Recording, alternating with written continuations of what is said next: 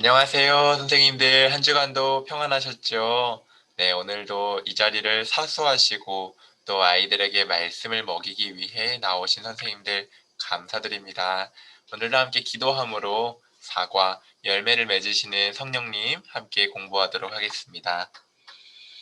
하나님, 우리는 하나님을 만나기 전에는 아무것도 아니었습니다. 코에 숨이 붙어 있고 손에 무언가 움켜쥐고 있으니 우리가 무엇이라도 된 양 착각하며 살아왔었지만 그 모든 것은 바람에 나는 겨와 같았고 우리의 삶은 모래 위에 지은 집과 같았습니다. 하지만 우리를 이 생에서 영원까지 확장시키시고 우리를 반석 위에 세우신 분은 주님이십니다. 주님이 우리의 모든 것을 송두리째 바꾸어 주셨고 우리의 운명을 영원한 멸망에서 영원한 생명으로 옮겨 주셨습니다. 하나님의 은혜를 기억하는 자 되게 하시고 그 은혜를 날마다 매 순간마다 매 호흡마다 찬양하는 우리 되게 해 주시옵소서. 그리하여 이 삶을 지속하여 나아갈 때 우리 삶에 어떤 놀라운 변화들이 현상들이 나타나는지를 이번 주에 함께 대하게 됩니다. 성령님이 역사해 주시는 이 놀라운 성령의 9가지 열매들을 함께 배울 때에 이것이 단지 지식으로 아는 데에 그치는 것이 아니라 우리 삶의 인격으로 맺어지게 하셔서 주님이 우리 안에 거하신다라는 확실한 표징이 될 수 있도록 도와주시옵소서. 오늘도 우리의 힘이 아닌 주님만 의지하며 예수님의 이름으로 기도드립니다. 아멘.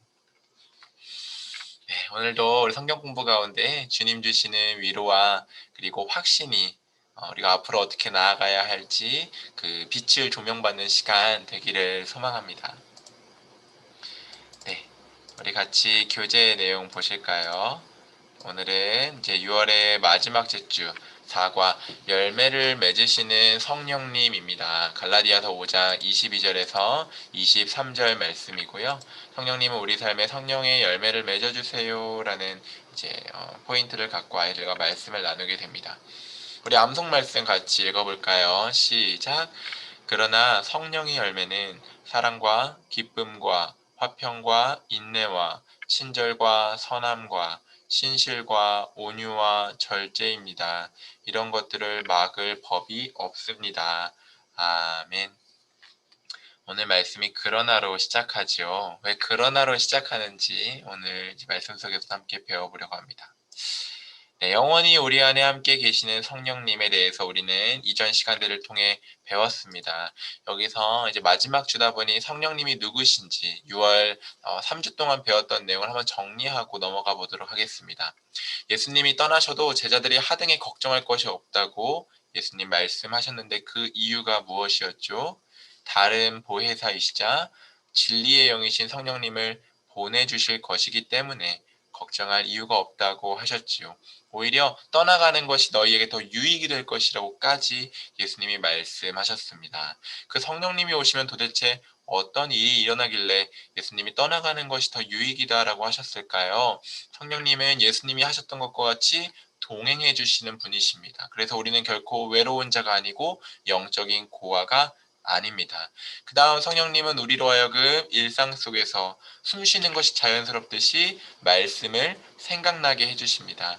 우리 영혼에는 말씀이 꼭 필요합니다. 네, 요즘 저는 저녁 금식을 하며 지내고 있는데요. 한 끼의 식사가 얼마나 생명과도 같은지 처절하게 느끼고 있는데 우리 영혼에 말씀이 주어지지 않으면 저녁 금식이 아니라 하루, 이틀을 굶길 수도 있는 정말 우리 영혼을 괴롭힐 수도 있는데 성령님은 우리 영혼이 굶지 않도록 말씀을 생각나게 함으로 우리 영혼의 밥인 말씀을 먹여주십니다. 세 번째로 성령님은 우리가 예수님을 전할 수 있도록 힘을 주십니다. 예수님을 전하는 삶은 다시 오실 예수님을 맞이할 준비하는 최상의 삶이지요. 마지막으로 네 번째로 성령님은 우리가 혹여나 좌로나 우로나 치우쳐서 잘못된 길에 들어섰을 때에 그 잘못을 깨닫게 하시고 다시 우리로 하여금 진리로 진리이신 예수님께로 인도해 주십니다. 그러기에 우리의 삶의 마지막은 이미 확정되어 있습니다. 영원한 하나님 나라로 말이지요.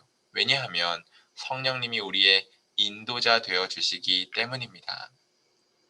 이처럼 좋으신 성령님에 대해 우리는 첫째 주에 대해 배웠고, 그 성령님이 모든 사람에게 차별 없이 임하셨다는 성령의 보편적 임재에 대해서 둘째 주에 배웠습니다. 그래서 이미 우리 안에, 그리고 영원히 우리와 함께 하시는 성령님에 대해 배우며, 그 성령님이 오시면 곧 이 세상이 마지막 순서에 돌입했다는 신호탄과 같은 사건이었고, 그 성령님은 이 마지막 순서를 책임지시며 이때 반드시 해야 할 다시 오실 예수님, 재림하실 예수님을 맞이할 준비를 하게 하신다고 우리는 배웠습니다. 그리고 셋째 주에 배우기를, 그 성령님은 우리의 영혼이 죽은 채로 태어나 잠 속에서 살고 있었는데 이제는 영원한 하나님 나라의 실체를 보게 해주는, 거듭나게 해주신다라는 것을 배웠지요. 그래서 우리가 영원한 하나님 나라를 보기만 하면 그 아름다움에 매료당하고 압도당해서 죄를 우리 손에 쥐어주고, 이 죄 지으면 억만금을 주겠다고 아무리 꼬드겨도 우리는 결코 죄를 짓지 않을 텐데, 우리의 눈이 가리워지고 우리의 귀가 어두워져서 영원한 하나님 나라를 의식하지 못하고 바라보지 못하다 보니 우리가 죄를 사랑하며 살게 되지요.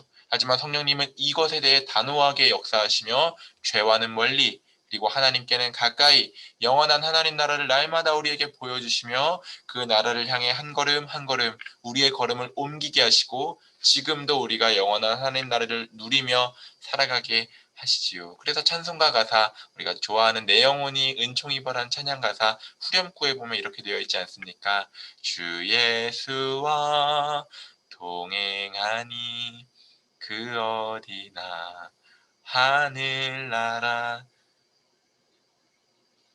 높은 산이 거친 들이 초막이나 들판이나 다 하늘나라가 되는 특권이 우리에게 주어져 있습니다. 성령님과 동행할 때 말이지요. 그리고 네 번째 주, 그 좋으신 놀라우신 성령님이 우리 안에 오셔가지고 어떤 일을 일으켜 주시는지 열매를 맺으시는 성령님이라는 제목으로 배우게 되는 것입니다. 그래서 지난주에 거듭나게 하시는 성령님의 편에서는 우리의 영혼이 소생하고, 이제 창조의 영이신 성령님이 우리 영혼을 살리셨고 성령님과의 관계가 스타트하는 시점에 대해 배웠다면, 이제 그 구원받은 이후에 우리 삶은 어떻게 살아갈 것인가, 그 성령님과 동행하는 것을 지속하는 삶에 대해서 배울 것이고, 이 지속할 때 나타나는 삶의 자연스러운 현상들이 성령의 9가지 열매다라는 것을 배우게 됩니다. 지난주에 배웠듯이 거듭나게 하셔서 하나님과의 관계 회복시켜 주시지요. 그 후로도 성령님은 우리를 떠나지 않고 지속적으로 계시는데 이를 성령 충만이라 부르고, 그렇게 관계가 지속되게 되면 자연스럽게 성령의 9가지가 열매가 맺힌다고 배웠습니다. 성령의 9가지 열매 맺히는 것은 어떤 것이냐면, 우리의 인격이 성령님의 인격으로 변해가는 것입니다. 선생님들의 인격은 스스로 평가하기에 어떻다고 평가하시나요? 사실 꺼리는 작업이지요. 내 인격을 내가 평가하는 것은 저평가가 나올 결과가 불보듯이 뻔하다는 생각 때문인지 잘 다루지 않는 부분입니다. 그래서 우리는 인격 파탄자라는 말을 많이 쓰고 또 듣죠. 그리고 인격이 고상한 사람들에 대해서도 우리는 흠모하고 또 그 사람들을 좋아하고 있지요. 그런데 우리의 인격은 우리의 것이 아님을 인정할 때 그제야 비로소 우리의 인격이 성령님을 닮아가게 됩니다. 우리의 인격을 쥐어짜고 자기 수양해서 내 인격을 도야시키겠다, 인격 도야하겠다라는 관점은 세상 종교에서 말하는 것입니다. 우리의 힘으로는 우리의 인격을 결코 이상적으로 합리적으로 뛰어난 고매한 인격으로 만들 수가 없습니다. 그런 척은 할 수 있지만 그 안에는 죄에 뿌리박고 있는 인격이기 때문에 결국은 자기 과시, 자기 자랑, 어떤 형태로든 이기심과 죄의 그 악취가 풍겨져 나오게 되어 있습니다. 이 죄의 인격에 대해서 예수 그리스도의 십자가에 함께 장사되고, 이제는 성령으로 거듭나서 새 삶을 시작함으로 이제는 내 삶의 주인이 내가 아니라, 내 인격의 주인이 내가 아니라 성령님이십니다라고 주님의 주인됨을 정확하게 고백할 때만이 우리의 인격에 풍성한 성령의 열매가 맺히게 되는 것입니다. 마치 인격적인 부모님 밑에서 자란 자녀가 부모님을 닮아 자신도 그리고 다른 사람도 인격적으로 대할 수 있는 존재로 자라듯이 늘 성령 충만한 가운데 사는 사람은 인격자이신 성령님을 닮아 성령님의 인격을 삶에서 나타내게 됩니다. 그래서 이 과를 준비하면서 이 찬양 계속 생각나더라고요. 원하고 바라고 기도합니다. 예, 몇 주 전에 우리 소년부에서 불렀었죠. 하나님의 꿈이 나의 비전이 되고 예수님의 인격이 나의 인격이 되고 성령님의 능력이 나의 능력이 되기를 원하고 바라고 기도합니다. 세상 사람들은 재물을 원하고 명예를 원하고 인정을 원하고 또 넓은 집을 원하고 눈에 보이는 여러 화려한 가치를 원하고 바라고 기도할 때에 그리스도인 된 우리는 무엇을 원합니까? 삼위일체 하나님 그분을 원하고 그분을 닮기를 원하는 것이 세상과 구별된 우리의 모습이지요. 이 그리스도 삼위일체 하나님을 닮은 삶에서 어떤 능력이 나타납니까? 상황과 관계없이 상황을 초월하여 항상 기뻐하고 쉬지 말고 기도하고 범사에 감사하는 놀라운 자족의 삶이 나타나게 되지요. 자족이 능력입니다. 그래서 빌립보서 4장 13절에 내게 능력 주시는 자 안에서 내가 모든 것을 할 수 있느니라 라고 고백했을 때 이 바울 사도의 고백은 우리가 믿습니다 하면 다 주어질 거라는 그런 뜻의 의미이기보다는 그 앞에 보면 내가 풍부에도 처할 줄 알고 궁핍함에도 처할 줄 알아서 일체의 비결을 배웠다고 했었는데 나는 이제 어떤 상황 가운데에서도 자족하는 마음을 배웠습니다. 그러기에 나는 내게 능력 주시는 그 하나님 안에서 늘 일체의 비결, 자족하는 삶을 살 수 있습니다. 심지어 내게 목이 떨어져 나가는 순교의 상황이 된다 할지라도 나는 그것조차도 십자가를 지고 걸어갈 수 있습니다라고 한 고백이 바울의 고백이었습니다. 우리의 욕망으로 하는 고백이 아니라 정말 순결한 하나님을 향한 믿음으로 했던 당찬 고백이었던 것이죠. 그래서 이제 그 삶을 베드로가 살았죠. 사실 베드로는 어떤 사람이었습니까? 되게 급하고 다혈질적이고 쉽게 흥분하는 사람이었죠. 그런데 사도행전 9장에 보니까 성령께 붙들린 베드로 어떤 모습이었습니까? 네, 요빠 동네 이야기가 나옵니다.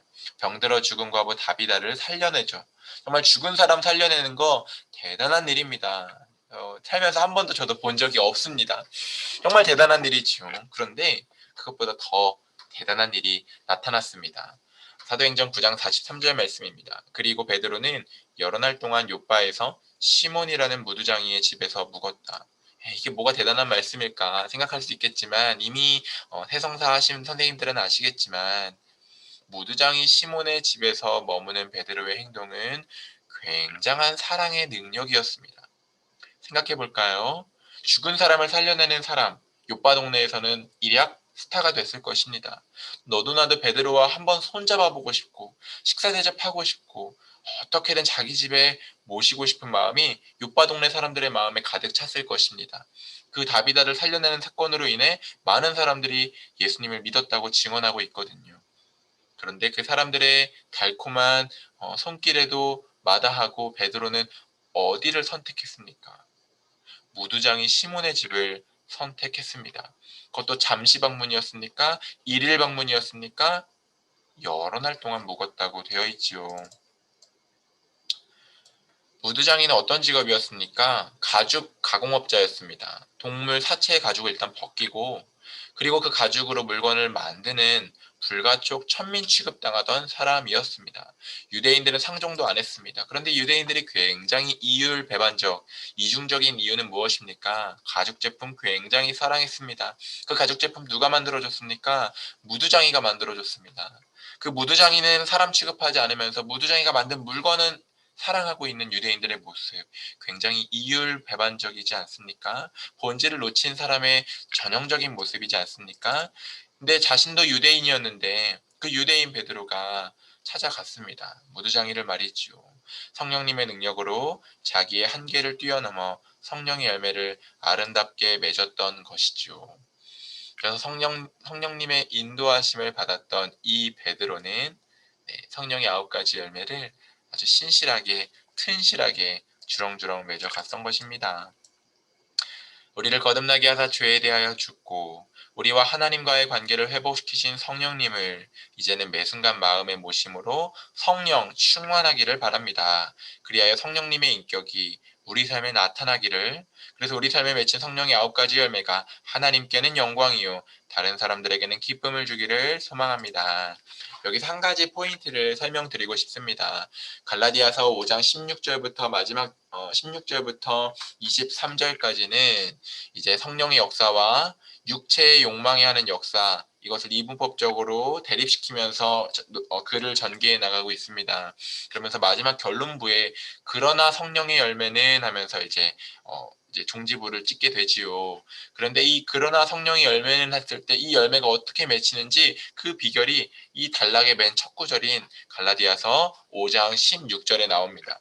우리 갈라디아서 5장 16절 말씀을 같이 읽어볼까요? 네, 제가 화면으로 한번 보여드리겠습니다.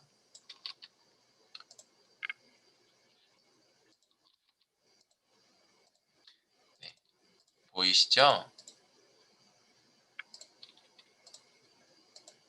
네, 우리 함께 읽어볼까요? 시작! 내가 이르노니 너희는 성령을 따라 행하라. 그리하면 육체의 욕심을 이루지 아니하리라. 아멘. 네, 어떤 게 키워드입니까? 네, 성령을 따라 행하라. 이것을 이제 세번역 성경에서는 어떻게 표현하고 있냐면 네, 이렇게 표현하고 있습니다. 조금 더 쉽게 보면은 여러분은 성령이 인도하여 주시는 대로 살아가십시오. 사랑하는 선생님들은 요즘 성령님께서 인도해 주시는 대로 살아가고 있습니까? 이 질문이 조금 추상적으로 느껴지시면 그 다음 구절, 그 다음 부분의 표현을 빌리면 이해가 쉽습니다. 그리하면 육체의 욕망을 이루지 않을 거라고 했죠. 이 말은 무엇입니까? 육체의 욕망, 즉 내 마음이 원하는 대로 살아가는 삶을 살지 않게 될 거라는 말이죠. 내 마음이 원하는 대로 사는 삶을 살고 계십니까? 죄인의 가장 기본적인 특성은 자기 마음대로 자기중심적으로 사는 것이지요. 우리는 거기서 건진받은 자기중심성에서 탈피한 그리스도인입니다. 그리고 그리스도인의 결정적인 특징은 자기중심성에서 탈피해서 그럼 이제는 무엇을 따라가느냐 했을 때 성령을 따르는 삶을 살게 되는 것이죠. 우리가 모르는 관광지에 가게 됐을 때 어떤 것이 필요합니까? 여러 가지가 필요하겠지만 우선 우리를 무언가 가이드해 줄 수 있는 가이드가 필요하지 않습니까? 그리고 가이드가 가이드를 해 나아갈 때 그것이 지도가 되었든 유튜버가 되었든 아니면 실제 어떤 인물이 되었든 그것이 가이드해 나아갈 때 우리는 그것을 믿고 그것을 따라가지 않습니까? 성령이 우리의 가이드가 되어 주시는 것입니다. 우리를 조명하심으로 우리가 어디다 발걸음을 내딛어야 하는지 삶에서 순간순간 조명하시고 인도해 주시는 것이죠. 그 성령을 믿고 거기에 내 삶을 의탁하여 성령이 조명하시는 바 마음의 감동으로 내적 음성으로 말씀하실 때 거기에 내 걸음을 옮기는 것이 가이드를 뒤따라가듯이 성령을 쫓아 살아가는 것이 성령의 인도하심을 받는 삶, 성령을 따라 행하는 삶입니다. 그 삶을 살아갈 때 자기 마음대로 자기중심적으로 이기적으로 살지 않고 어떤 삶을 삽니까? 그러나 성령의 열매는 하면서 나오는 갈라디아서 5장 22절에서 23절의 삶을 살게 되지요. 그런데 반대로 자기 마음대로 살아가게 되면 어떻게 됩니까? 네, 정말로 끔찍한 결과를 맞이하게 되는데 갈라디아서 5장 19절에서 21절에 그 이야기가 나오고 있습니다. 네, 이것도 제가 여기 화면으로 공유해 드리도록 하겠습니다. 네, 볼까요? 육체의 일은 분명하니 곧 음행과 더러운 것과 호색과 우상숭배와 주술과 원수 맺는 것과 분쟁과 시기와 분냄과 당짓는 것과 분열함과 이단과 투기와 술 취함과 방탕함과 또 그와 같은 것들이라. 네, 이런 것들이 있대요. 네, 이것보다 저는 제일 무서웠던 게 무엇이었냐면 이런 일을 하는 자들은 하나님의 나라를 유업으로 받지 못할 것이다. 사랑하는 선생님들, 무엇이 더 중한가요? 무엇이 중한디? 우리 이 땅에서 현세에서 사람들이 화려한 거 추구하는 그것들이 우리에게 중한가요? 아니면 하나님의 나라가 우리에게 중한가요? 우리가 분별을 해야 합니다.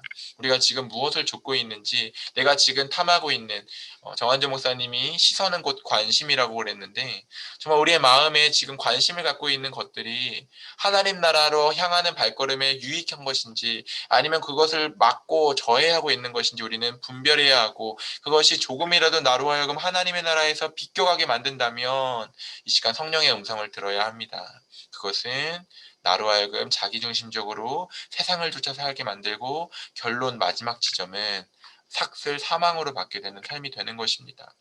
하나님의 나라의 풍성한 그것을 누리는 삶을 살지 못하고, 말로는 그리스도인, 입으로는 주라고 예수를 고백하면서도 실제로는 그리스도인의 능력을 다 잃어버린 이빨 빠진 사자와 같이 사는 삶은 이제는 우리가 그만두기를 소망합니다. 그리고 정말로 하나님 나라의 영원한 그 실체를 바라보며, 죄를 억만금을 주며 쥐어줘도 내 영혼은 절대로 묻히고 싶지 않아요 라고 단호하게 거부하고, 죄를 거들떠보지도 않는 그런 삶, 죄에 대하여는 죽고 하나님께 대하여는 사는 삶, 그 삶이 우리 안에 일어나기를 소망합니다. 네, 지난주에 이어서 이번 주도 굉장히 제 개인적으로는 말씀이 도전이 되어서 선생님들과 함께 또 깊이 주님 주신 감동들을 나누어 보았습니다. 자, 1번 질문입니다. 요즘 나는 인격자이신 성령님 안에서 어떤 인격적 변화를 경험하고 있는지 이야기해 보세요. 네, 사랑하는 선생님들은 어떤 인격적인 변화들을 경험하고 계십니까? 원인 없는 결과 없고, 결과가 드러나지 않는 원인은 없습니다. 왜냐하면 하나님은 이 세상을 창조하실 때 신는 대로 거두게 되는 원칙을 창조하셨거든요. 갈라디아서, 우리 잘 알고 있는 말씀이죠. 갈라디아서 6장 7절에서 8절 말씀 제가 보여드리겠습니다. 네, 우리 함께 읽어볼까요? 시작. 스스로 속이지 말라. 하나님은 업신여김을 받지 아니하시나니 사람이 무엇으로 심든지 그대로 거두리라. 자기의 육체를 위하여 심는 자는 육체로부터 썩어질 것을 거두고, 성령을 위하여 심는 자는 성령으로부터 영생을 거두리라. 아멘.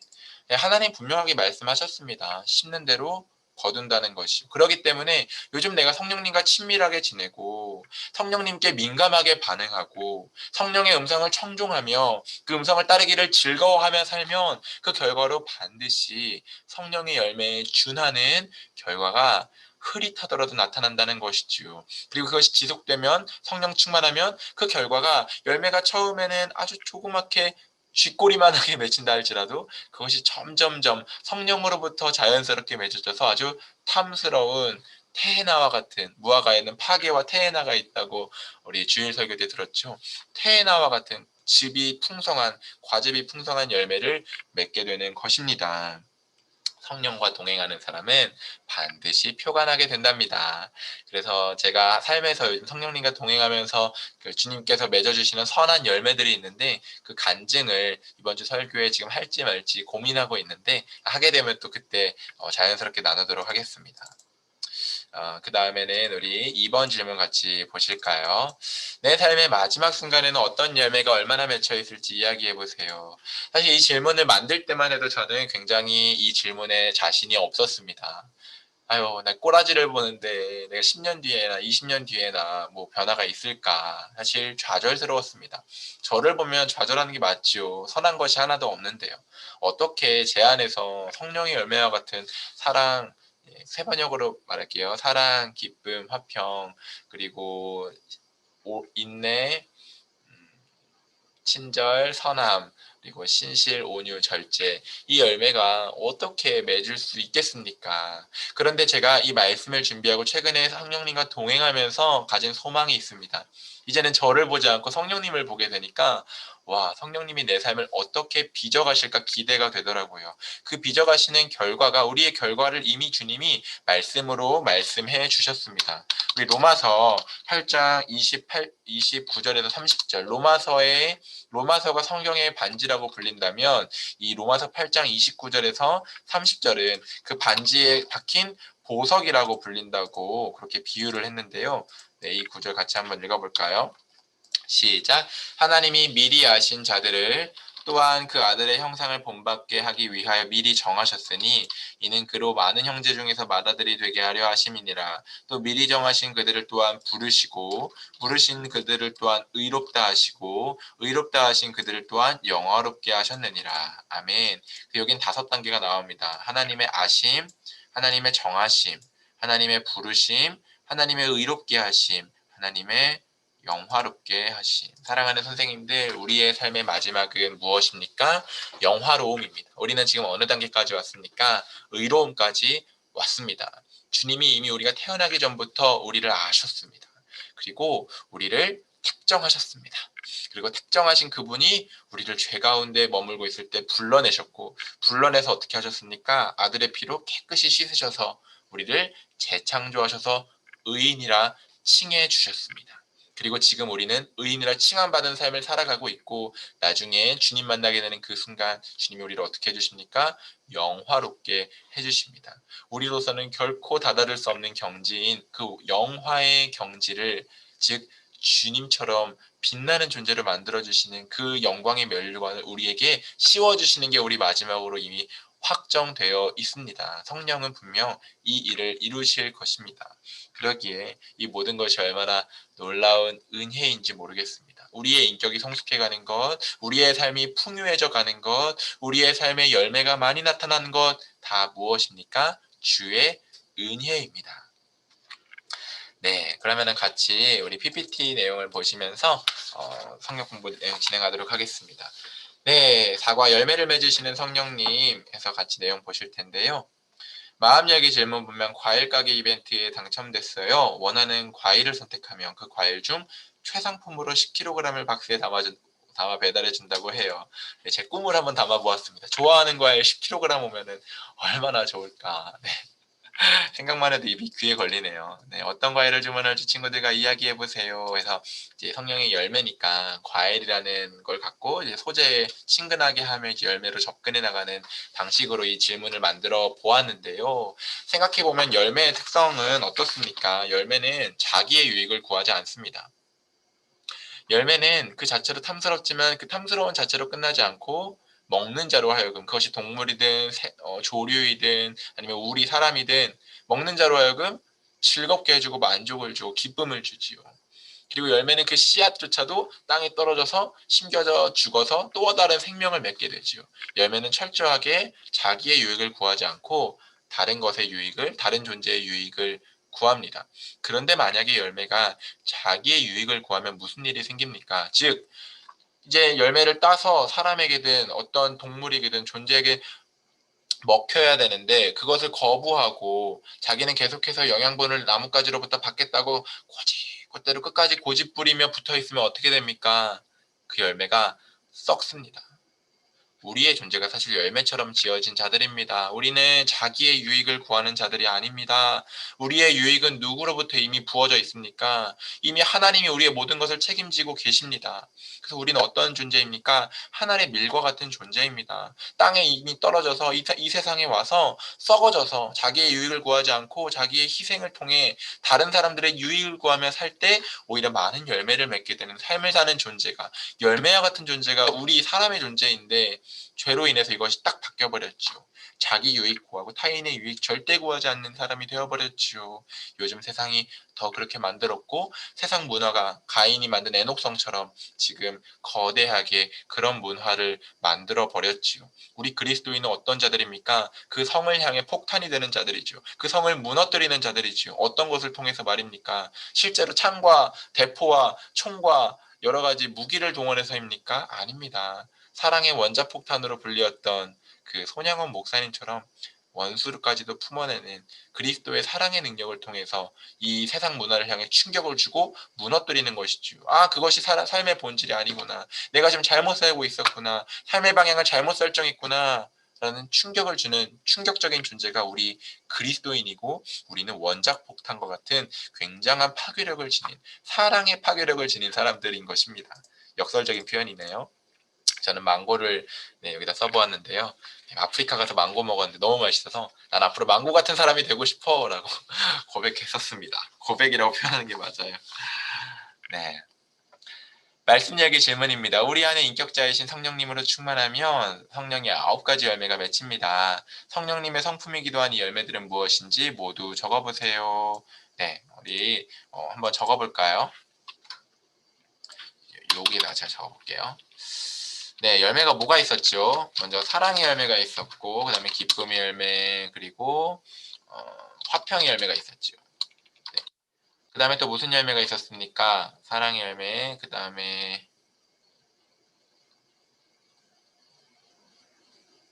네, 인내의 열매. 생각이 안 나가지고. 인내의 열매, 그 다음에 이게 세 번역을 하니까 자꾸 까먹게 되네요. 친절의 열매, 그리고 저기 선함의 열매죠. 인내의 열매 다음에는 신실의 열매, 신실의 열매 다음에는 온유의 열매, 마지막에는 절제의 열매였죠. 9가지가 쉽지가 않네요. 네, 제가 이렇게 적어본 이유는 이 열매의 특징들을 간단하게 소개하고 싶어서 적어보았습니다.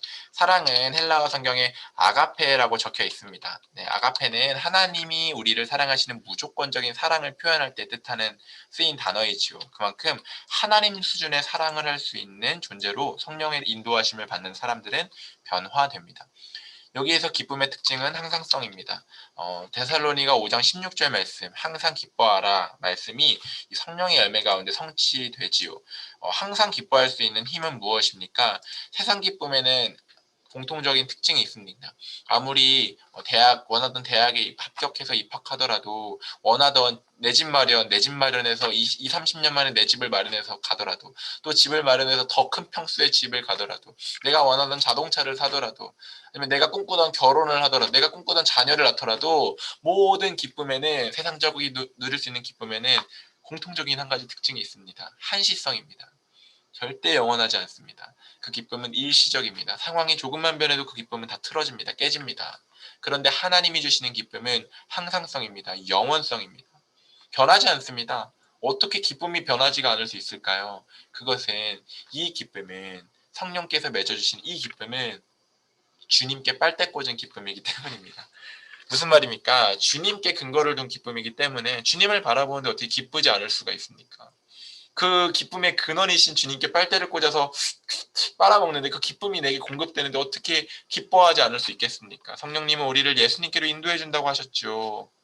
기쁨의 근원이신 그분께 빨대를 꽂고 날마다 믿음으로 그분을 수용하며 그분과 함께 동행하니 어찌 숲의 새와 같이 기쁘지 않겠습니까? 화평의 경우에는 네, 안정입니다. 네, 우리가 화평하면은 이제 평화, 그리고 평화하면은 두 가지인데요. 먼저 하나님과의 우리 사이의 평화를 말하죠. 원수되었던 하나님과의 관계가 예수님이 화목제물 되심으로 하나님과 화목하게 되었습니다. 화해는 동등한 사람이 하는 것입니다. 그런데 하나님이 우리와 화해하셨다고 합니다. 하나님이 그만큼 우리 수준까지 낮아지셔서 우리와 동등한 수준에서 화해까지 해주신 것이지요. 하나님과의 관계에서 화평을 누리니 하나님이 나를 사랑해 주신다는 것에 확신이 있으니 이제 그 사랑 안에 거하니 마음이 어떨까요? 진정한 절대적인 안정이 있죠. 그러니까 이 절대적인 안정 가운데 여유가 생기고 여유로 다른 사람과 관계가 어떨까요? 당연히 부드럽고 화평을 맺게 되지요. 하나님과 맺은 화평이 사람들과 관계의 화평으로도 흘러가는 것입니다. 그 다음은 인내입니다. 인내는 넉넉함입니다. 이 인내는 이제 오래 참음이죠. 이 오래 참음은 어디에서 우리 많이 볼 수 있습니까? 성경에서 보면 하나님의 오래 참으심. 하나님이 무엇을 오래 참으십니까? 나를 오래 참으십니다. 내가 봐도 나는 정말 구제불능인데 하나님이 지금까지도 나를 참고 계신다는 거. 하나님이 모든 것 다 주셨는데 매일 불평불만하고 있는 우리 모습에서도 내가 봐도 이렇게 살아도 되나 싶을 정도인데 하나님은 오래 참으신다는 거. 그 오래 참으시면 어떻습니까? 우리의 죄보다 하나님의 은혜가 더 크듯이 하나님의 오래 참으심, 하나님의 인내는 우리의 모든 연약함과 허물을 다 덮습니다. 넉넉합니다. 성령의 인도하심을 따르는 사람이 맺는 이 인내의 열매는 오래 참음의 열매는 넉넉합니다. 다른 사람이 나에게 허물을 끼쳐서 손해를 주더라도 그것을 넉넉하게 끝까지 견딜 수 있습니다. 나에게 상황이 어려워지더라도 예수 믿는 것 때문에 핍박을 당한다 할지라도 그것을 겨우 견디는 것이 아니라 넉넉하게 덮으며 인내할 수 있습니다. 성령의 인도하심을 받는 사람은 말이지요. 그 다음 친절은 섬기는 것입니다. 이것은 입술로만 베푸는 배려가 아니라 실제 손과 발로 행하는 섬김입니다. 예수님의 세족식이 잘 보여주었죠. 여기서의 선함은 착한 행동입니다. 네, 기회만 되면 착한 행동을 서슴지 않고 하는 정말 상상도 할 수 없는 일이 일어나게 되는 것이죠. 여기서 신실은 우리 개역개정에는 충성으로 번역되어 있는데 이것은 상사에게 충성을 다하는 그런 군대적인 용어가 아니라 다른 사람에게 신뢰를 주는 그리고 믿음을 준 믿음직한 이라는 뜻입니다. 그래서 우리에게는 신실한 브랜드들이 있죠. 우리가 믿고 보는 그런 브랜드들, 먹는 음식들이나 사는 옷이나 아니면 전자제품이나 여러 가지 있죠. 그것들이 우리에게 신실한 것들입니다. 그것처럼 우리가 다른 사람들에게 심지어는 하나님께도 신실한 존재가 될 수 있도록 주님이 우리를 성령의 인도하심을 받으며 그렇게 바뀌어 갑니다. 온유는 비유이지만 용광로입니다. 용광로가 어떻습니까? 어떤 철을 넣어도 어떤 딱딱한 것을 넣어도 다 녹여버립니다. 다 수용합니다. 상대가 나에게 어떤 해를 입혀도 그 사람을 용광로로 다 녹여버려서 그냥 수용해버립니다. 예수님이 자신을 어떻게 소개하셨습니까? 나는 마음이 온유하고 겸손하니 하셨죠. 예수님이 온유하시기 때문에 우리는 예수님께 나아갈 때 어떻게 나아갑니까? 두려워하고 긴장하며 나아가나요? 아니요. 예수님 눈물로 나아갑니다. 진실하게 나아갑니다. 허물 있는 그대로 나아갑니다. 왜요? 예수님이 용광로이시니까요. 십자가의 용광로에서 우리의 죄를 다 녹여버리셨으니까요. 그 온유하신 예수님을 우리가 닮게 된다는 것입니다. 네, 그 다음 마지막에 이제 절제입니다. 절제가 어떻게 보면 이 9가지 열매 중에 가장 중요하다고 할 수 있는데요. 네, 분별력과 실천력입니다. 사실 앞에 8가지 열매 아무리 화려하고 반짝반짝여도 절제 열매 없으면 말짱 황입니다. 왜일까요? 사랑하는 선생님들에게 만약 람보르기니 차 브레이크만 안 되는 람보르기니 차 준다고 해서 운전하라고 하면 하시겠습니까? 죽었다 깨나다 안 합니다. 브레이크 없는 자동차는 나와 남의 목숨을 해치는 흉기이지 그것이 값이 얼마나 나가든 자동차가 아닙니다. 아무리 8가지의 열매가 탐스럽고 빛나고 좋다 할지라도 절제되지 않으면 절제가 더해지지 않으면 그것들은 나와 남을 해치는 흉기가 됩니다.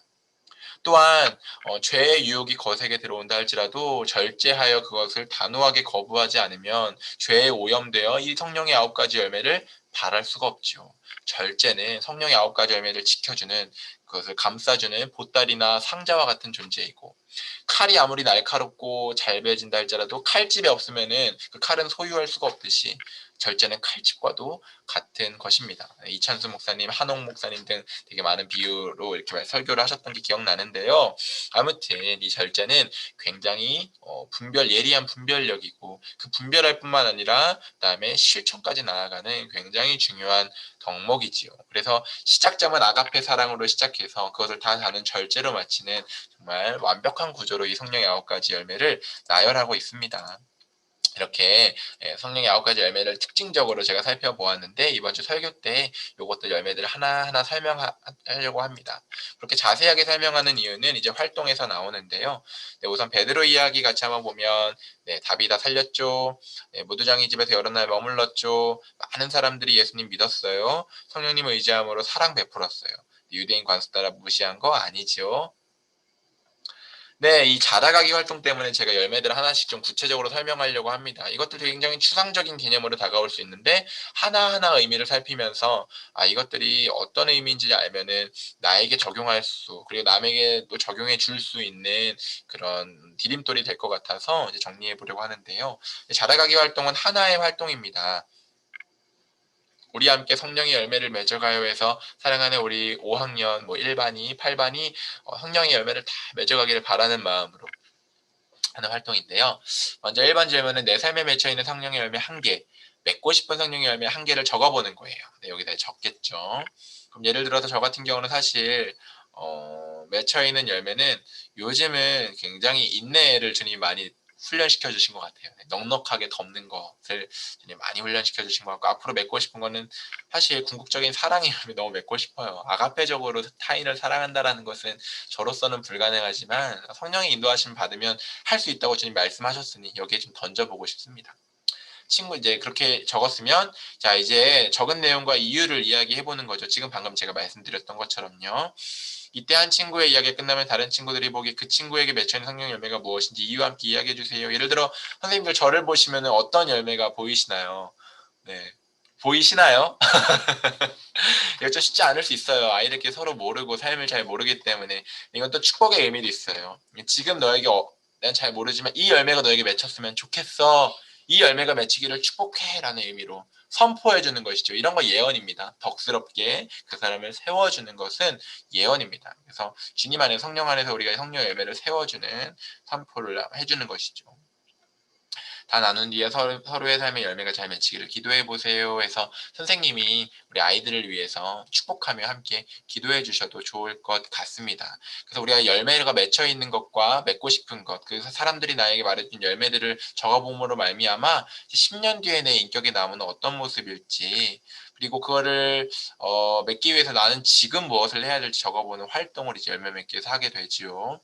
10년 뒤에 선생님들 10년 뒤면은 어떤 모습이실 것 같은가요?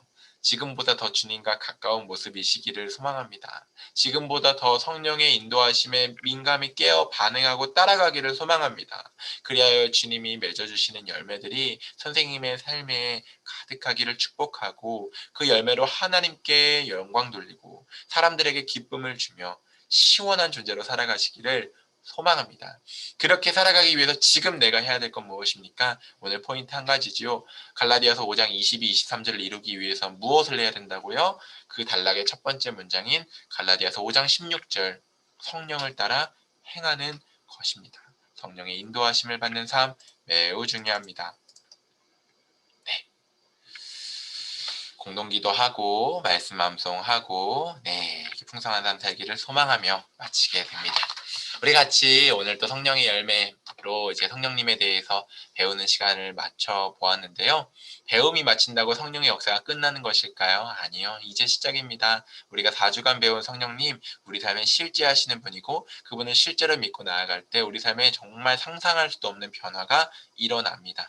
제가 요즘 그렇게 살아가고 있거든요. 증인입니다. 우리 선생님들도 이미 그렇게 살아가고 계신 줄 믿고 또 살아가실 것을 믿습니다. 우리 그 복된 성령님과의 동행을 꿈꾸며 꿈꾸기를 소망하고 같이 제가 기도하고 마치겠습니다. 부족한 저희를 버리지 않으시고 성령을 보내시며 우리를 끌어안으신 주님 감사합니다. 성령이 우리를 인도해 가실 때 그 인도하심을 거부하는 우를 범하지 않게 해 주시옵소서.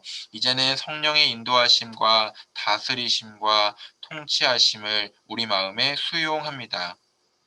자기 마음대로 정욕을 따라 육체의 욕망을 따라 이기심을 따라 자기 중심적을 따라 내 삶의 방식을 남에게 강요하며 나의 생각만이 옳다고 고집부리던 우리의 삶은 이제 십자가에 못 박았습니다.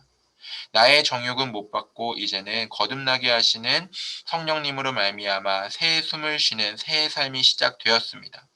성령을 따라 행하는 삶을 살 때 우리 삶에 성령의 인격인 9가지 열매가 아름답게 맺히게 해주세요. 사실 이 열매를 맺으신 분은 완전한 인격자 예수님이십니다. 예수님이 이 땅에서 살아가셨던 삶의 모양이 어느 모양이든 우리 삶에도 나타나게 하시고 그러기를 간절히 소망할 때 이 일을 이루어 주시옵소서. 먼저는 우리에게 이루어진 이 삶이 그리고 이번 주에 우리 친구들에게 가르칠 때에 그 아이들에게도 전염되게 하시고 코로나 바이러스만 전염력이 있는 것이 아니라 이런 선한 하나님 나라의 일들이 전염력이 더 강하다는 것을 우리가 믿고 이것을 전염시키게 하시고 그것이 성령 안에서 자연스럽게 그리고 물 흐르듯이 전해지고 전염되게 하셔서 우리가 성령의 열매를 함께 맺어가는 소년부 공동체 되게 해주세요. 특별히 여름 성경학교를 준비 중에 있습니다. 하나님이 이미 완성시켜 놓으신 그 성경학교를 우리는 과정 중에 밟고 있습니다. 이 걸음걸음 믿음을 쓰게 하시고 성령님과 동행할 때에 과정이 즐거움되고 은혜가 되게 하셔서 오직 주의 은혜로 준비하는 빚진 자의 마음으로 준비하는 주님께 감사함으로 준비하는 오직 주의 영광을 위해 준비하는 그리하여 주의 영광이 성취되는 성경학교 되게 해 주시옵소서. 감사드리며 예수님의 이름으로 기도드립니다. 아멘. 감사합니다, 선생님들. 주일에 뵙겠습니다.